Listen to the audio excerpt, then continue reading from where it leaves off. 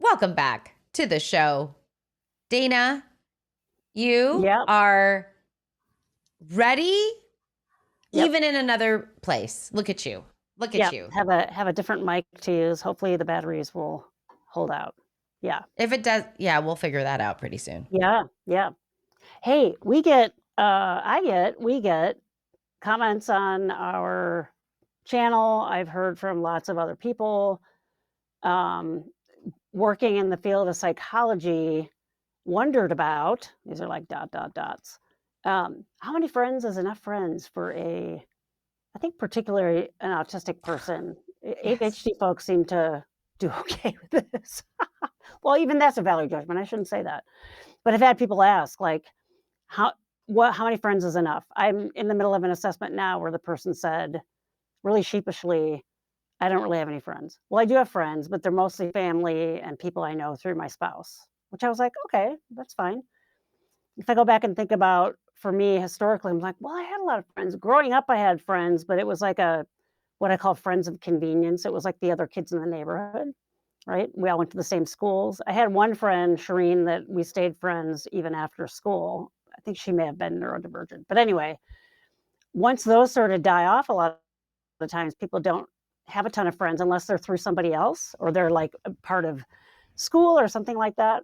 You know, why is it not okay to have friends just through your spouse and you share those friendships, or with family, extended family? But we really put a lot of value judgment on this as a society. How many friends do you have?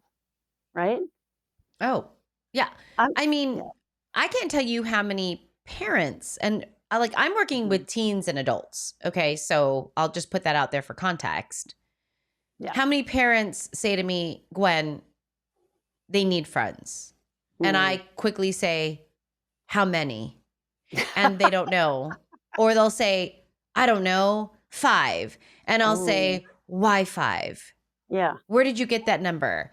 And then we talk about it. And then my question is, but do they feel they need more friends? Yeah. And they're like, no.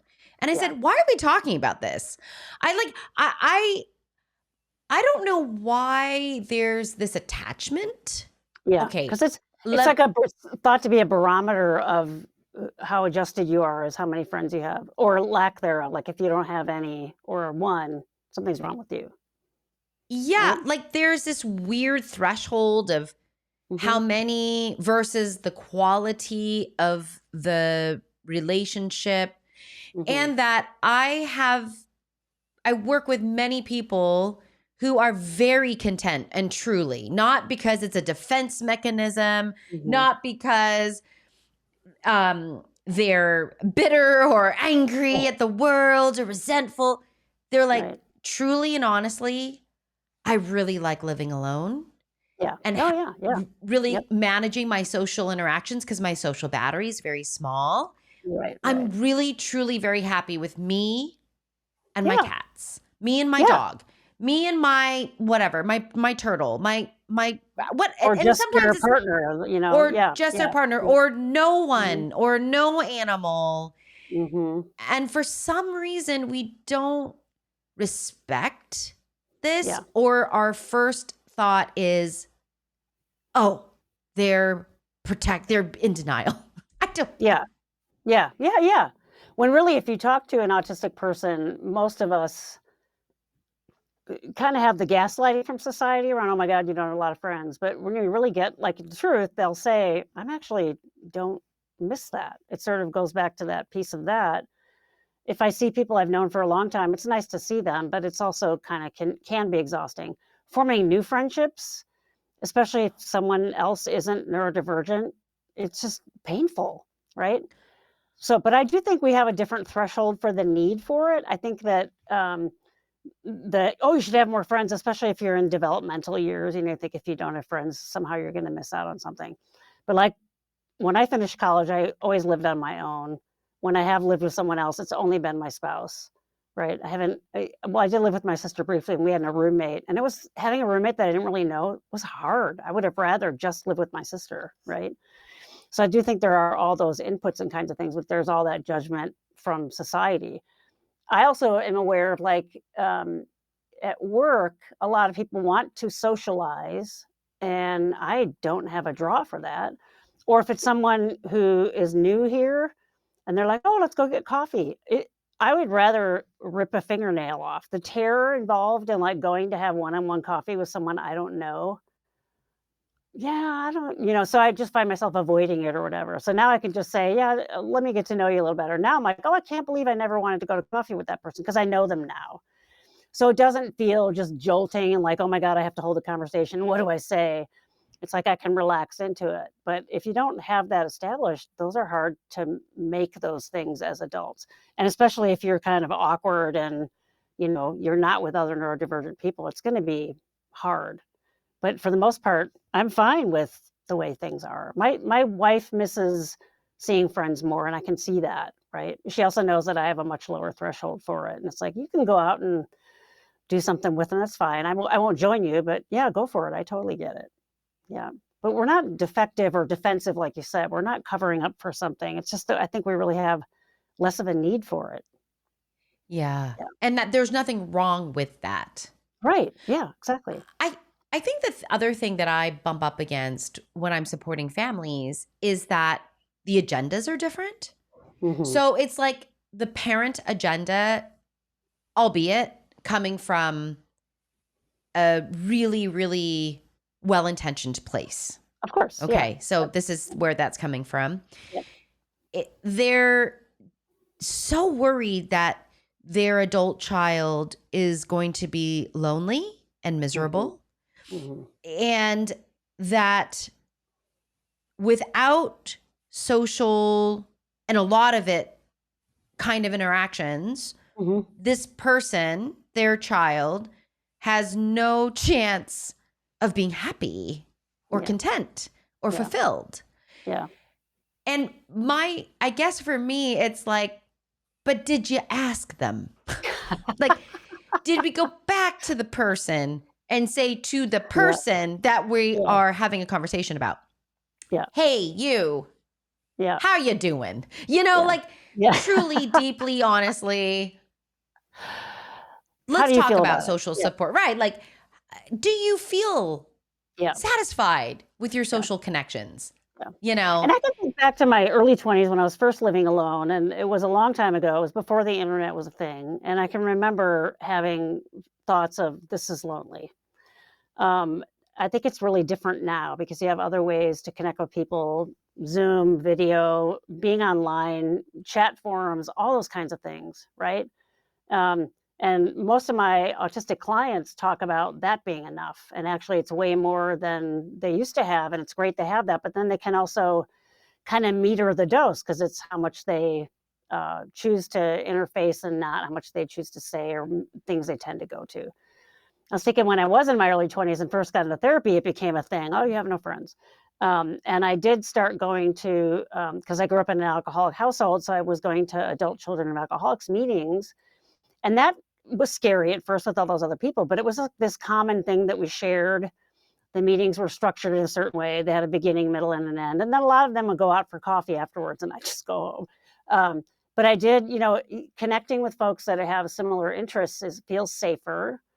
And then I found that I was really into doing sports that were solitary. Like I was already riding my bike a lot. I was already swimming every day. And I'm like, oh, I should do triathlons. I just have to add the running. And those are all like solitary sports. Mhm. Team sports I could do. I liked playing softball and stuff like that with the neighborhood kids, but I tried joining a softball league as an adult and I didn't know anybody and I was like the new one. It was just too hard. I can still remember when we went out to dinner afterwards. I can still remember what I ate because I was just sitting there overthinking every movement that I made and everything I said. And I'm like, oh my God, did they think I'm a dork or whatever? And I didn't even know I was autistic then. It was so hard, right? So I think the context for how you're meeting people can have a profound change. There's a reason why the stereotype, and maybe rightly so, of like the group of neurodivergent kids playing Dungeons and Dragons together, or playing video games together, because it is that common way of connecting in a way that the other people in that group then understand what you're doing, right? When I competed riding horses in high school, the friends I had were ones that also did that. So we had that common thing to talk about and spend time doing. And so that sort of worked, right? But it wasn't just go out for coffee and sit across the table talking to each other. It was more activity based, and that was better. I think when I first met you, you were easy to talk to. You had interviewed me about a wake project and then about my book, but that that's sort of been slow introduction, and we've gotten to know each other better through doing these, and that's felt comfortable, right? But how do you create that when you're trying to meet people? It's hard to do. But yeah, there's a lot of hang up that parents have and social judgment about not having enough friends. But I like your answer. How many? What popped into my head was a box of Pop-Tarts. How many Pop-Tarts do you really need in one sitting? One is really good. Two, you feel full. If you eat any more than that, you just feel kind of sick. So you have to wait. So having enough friends is sort of like a box of Pop-Tarts to me. Do I toast them? Don't I toast them? Enter the title. How many friends do you need? Answer. Pop-Tarts. How many? Pop-Tarts. It was just. Actually, that's our title. You're welcome, everyone. Welcome to the inner workings of Dana and I, and how we come up with our titles. Sometimes very, very boring, and sometimes very, very vague. Yeah, this is how we work. We, we have to challenge ourselves to be in the middle as we challenge you to sit with the nuances of things. That's right. I like that you brought up social convention. Mm-hmm. And expectations. Yeah. I think there are cultural pieces that play a role in this as well. Mm-hmm. And at the end of the day, the perfect number of friends that you want in your life is completely up to you. Mm-hmm. I can't help but think about the connection to social skills groups when we talk about friendship. Yeah. And I struggle with social skills groups today because there are some that are quote unquote evidence-based, and you and I have done an evidence-based episode, that really, I think the messaging there is how do we make you normal? It's almost like conversion. Yeah. I totally agree. Yeah. And I really dislike those.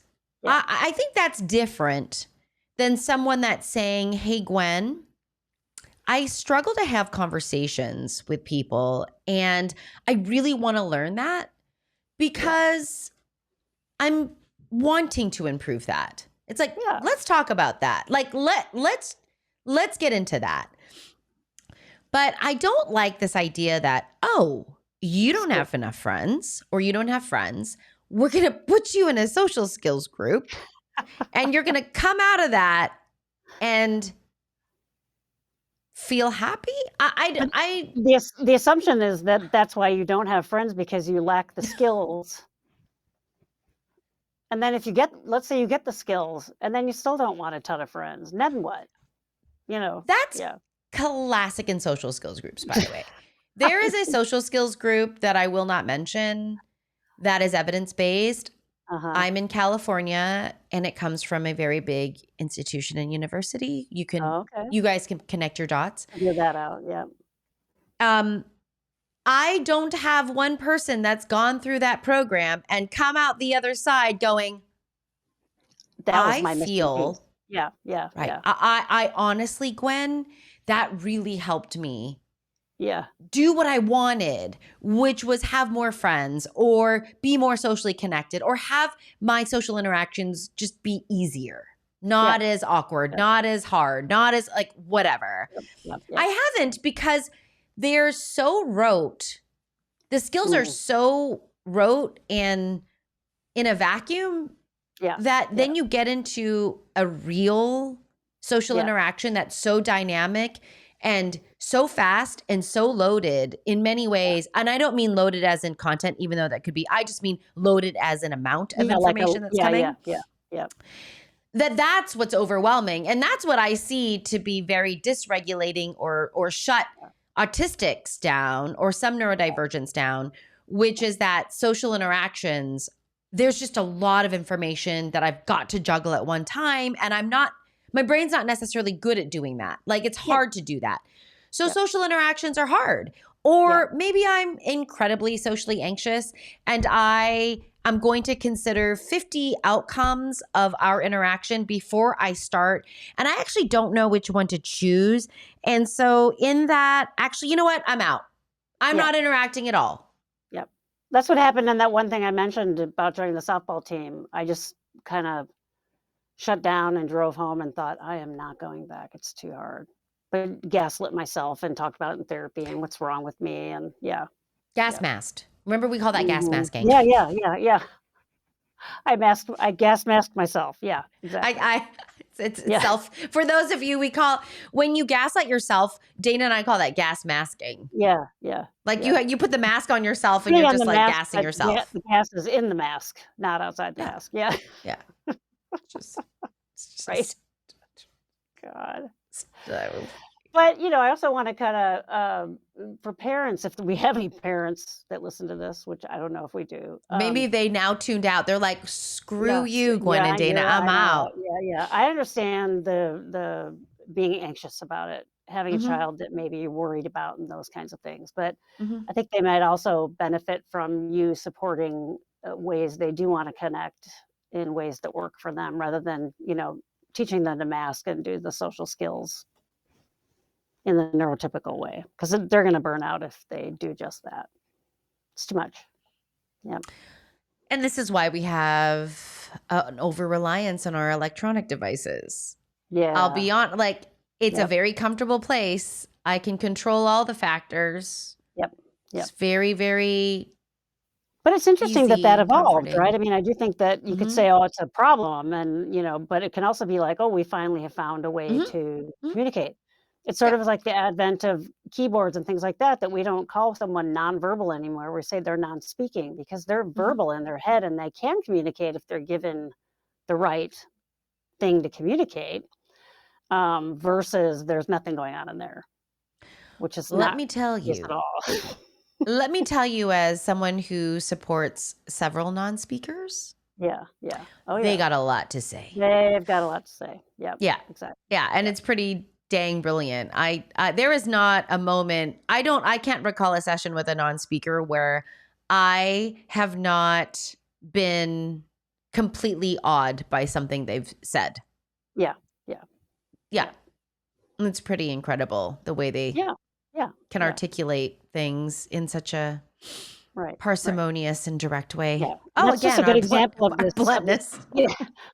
The hidden world it sort of speaks to this this mindset of research or whatever, that me as the observer, that's their truth. And really, if you're not getting at what's going on internally, it's your truth of them. It's not their truth, right? And that's a very important distinction to make, for sure. Yeah. I love that distinction. Yeah. Understanding their truth.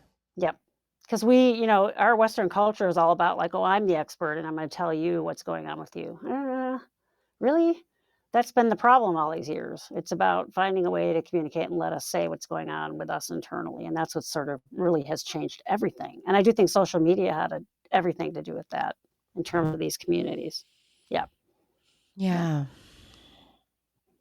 Dana, what were we talking about again? Number of Poptarts. Oh, friends. Thank you. Welcome to the world. I feel like, should we enter the circus like that? Yeah. That's just the way our brains work. A little bit is good. It leaves just enough craving of wanting more, but when you overdo it, it's not pretty. Like I've eaten as a kid. Actually, maybe not as a kid. It was when I was first an adult. Went home and ate, like it was 6 packs before, but now it's like an 8-pack, so you'd really hurt yourself. Just sat there. I'm like, I never got to do this as a kid. I'm just going to eat all 6 Pop-Tarts. And I did not feel well after that. It wasn't a good idea. And I sort of, but you all have to like stretch and figure out what works for you and doesn't. What is your sweet spot? Dun, dun. Ah, What is your number of Pop-Tarts? What works for you? And then if you're already stressed, you may have to modify that, right? For me, it seems and to be friends through other people. So it's not just one-on-one. Groups I do great in. And if we have a shared task, like my ex, we used to have friends over all the time, but we would always we'd play card games, or we'd play a game, play Monopoly or something. But we had a ton of, we loved to have poker night, because there'd be like 8 people there and we'd be playing poker. So the focus is all on the game. And then there's other conversation about what's going on in people's lives, but it's not all the pressure just on me to talk. And we have this task that we're doing together. I think that's why something like Dungeons and Dragons and, co-playing video games work so well for us, doing some of those kinds of things together. It's like the non-speaker is having a keyboard finally. It's our way of connecting. It works really well, right? it's like parallel play. I mean, it's Totally. Yeah. right? We're still parallel playing in many ways, and which is so cool. Even though, I mean, Yeah. there's a lot of interaction, so I don't mean to Totally. categorize it as parallel play. It comes down to it's a neurotypical judgment. I mean, that's the essence of it, Yeah, right? yeah. I think that's right. That's a good summary of it. And that, let's just be careful, let's discover the other person's truth. I mean, like that, like, let's really allow that to happen.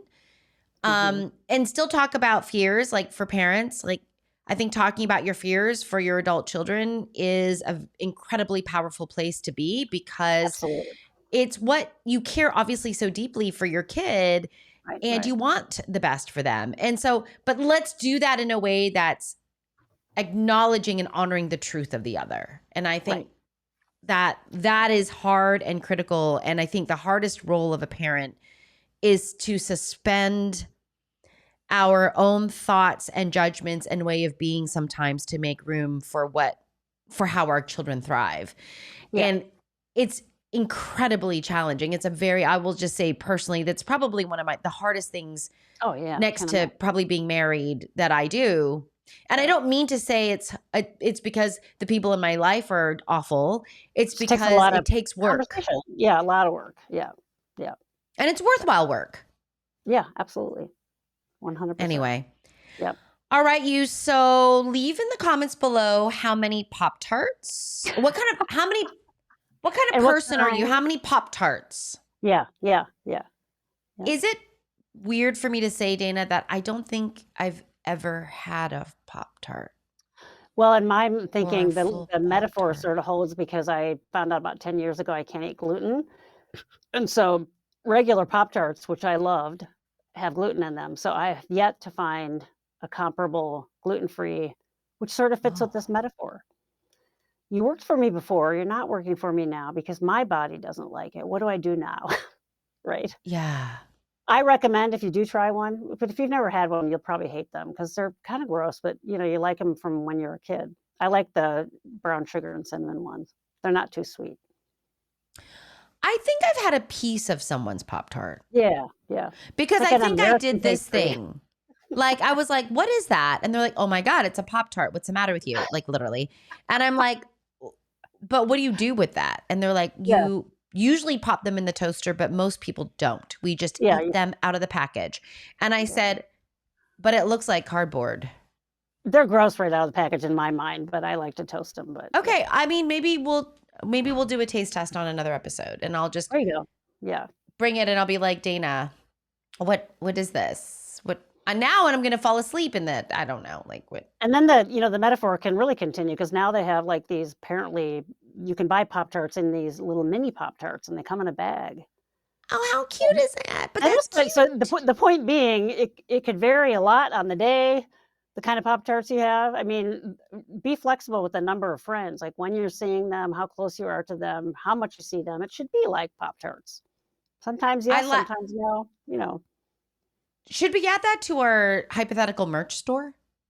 Pop-Tarts. What would be like? How many Pop-Tarts? What kind of? How many Wait. What would we say? How many friends is enough? And then the answer is just Pop-Tarts. It could be like this inside joke that only we know about.